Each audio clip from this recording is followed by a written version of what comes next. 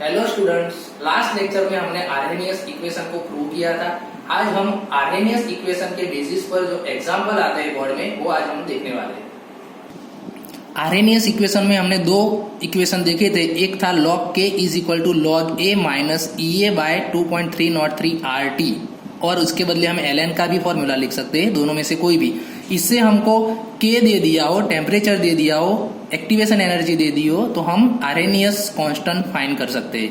और दूसरा एक इक्वेशन था log k2 by k1 is equal to EA by 2.303 R T2 minus T1 divided T1 T2। इसमें से हम K1 K2 T1 T2 में से T1 T2 दे दिया हो, K1 दे दिया हो, K2 दे दिया हो और हमको EA फाइंड करना हो तो एक्टिवेशन एनर्जी हम फाइंड कर सकते हैं।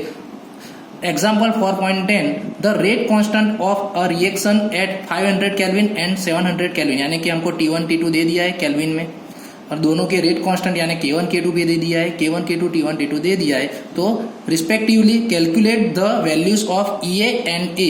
EA की वैल्यू भी फाइंड करनी है एंड A की वैल्यू भी फाइंड करनी है। तो सबसे पहले हम log K2 by K1 is equal to EA divided 2.303 R T2 minus T1 T1 T2 formula लिखेंगे तो इसमें से हमको EA मिल जाएगा।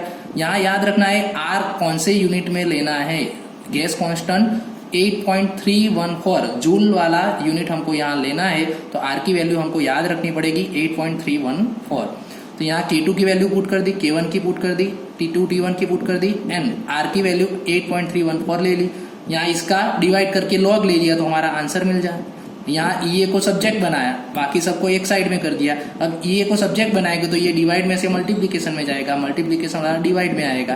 तो EA की हमको एनर्जी ऑफ एक्टिवेशन मिल गया, वो कौन से यूनिट में मिलेगा तो हमारा R जूल में था तो EA भी हमको जूल में मिलेगी।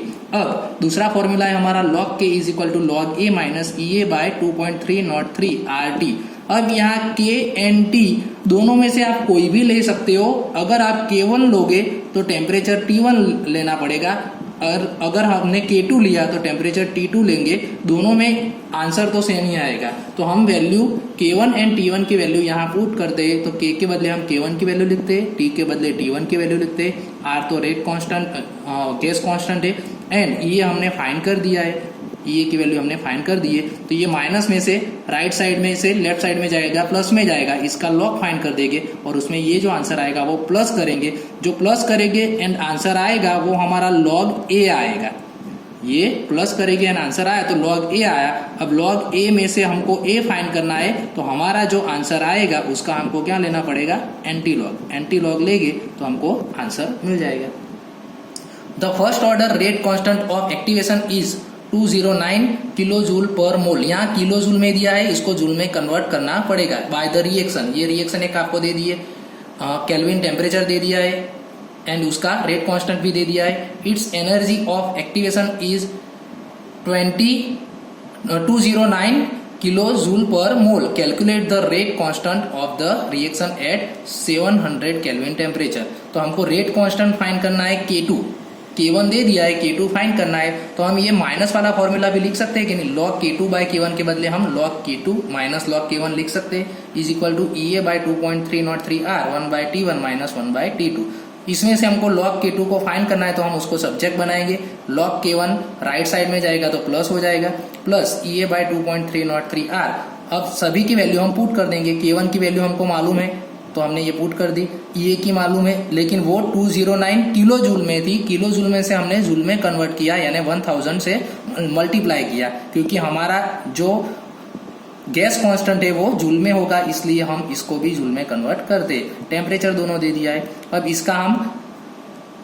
इसका लॉग लेंगे तो लॉग में यहाँ -5 है तो हमारा 10⁻⁵ का लॉग आएगा -5 ऊपर वाला और इसका 0 पॉइंट समथिंग आएगा। तो ये दोनों का हम माइनस करेंगे तो हमारा आंसर लॉग का मिलेगा -4.796 और इसका हम करेंगे तो हमारा आंसर मिल जाएगा 2.599। अब -4 + 2 ये हम करेंगे तो हमारा आंसर मिला -2.197। लेकिन ये तो क्या मिला, log K2। जैसे आगे वाले सम में मैंने बोला कि log K2 नहीं चाहिए, हमको K2 चाहिए।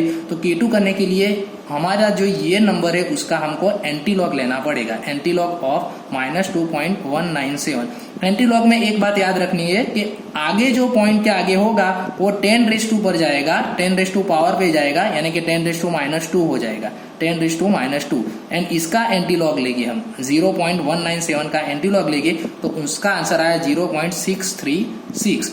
अब एक पॉइंट हम राइट साइड लाए तो ऊपर एक पावर बढ़ेगा, -1 होगा तो 10⁻³ हो जाएगा, यानी कि 6.36 × 10⁻³ सेकंड इनवर्स, ये हमारा K2 मिल गया।